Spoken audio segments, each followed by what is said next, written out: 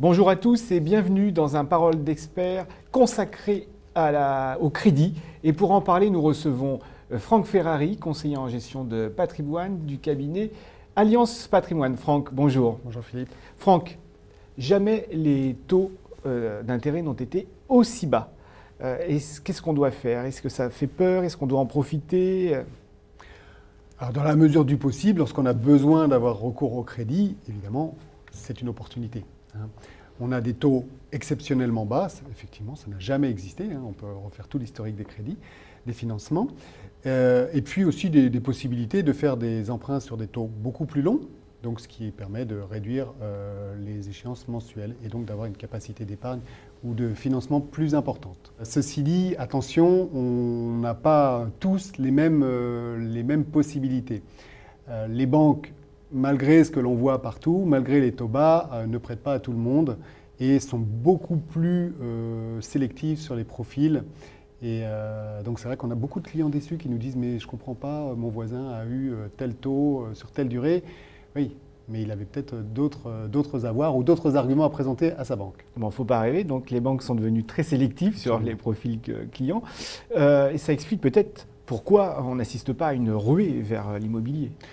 Oui, c'est une part de l'explication, puisqu'encore une fois, les banques ne prêtent pas à tout le monde et aux mêmes conditions. La seconde chose, c'est que c'est un peu un effet mécanique qu'on constate souvent lorsqu'il y a un avantage fiscal ou des taux de crédit qui baissent.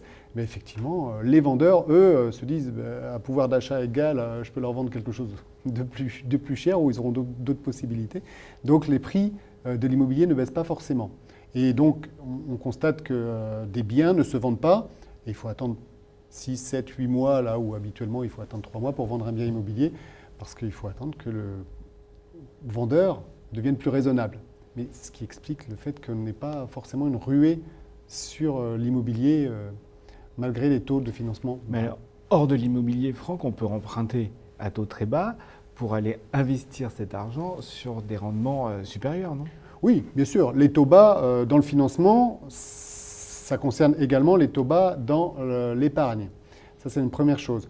Mais on peut profiter des deux, c'est-à-dire qu'avec le financement avec des taux intéressants, on peut l'utiliser comme effet de levier pour investir notamment sur de l'immobilier papier, des SCPI, qu'on logera dans des contrats d'assurance par exemple, des contrats d'épargne. Donc ça permet de bénéficier quand même indirectement des taux bas du financement.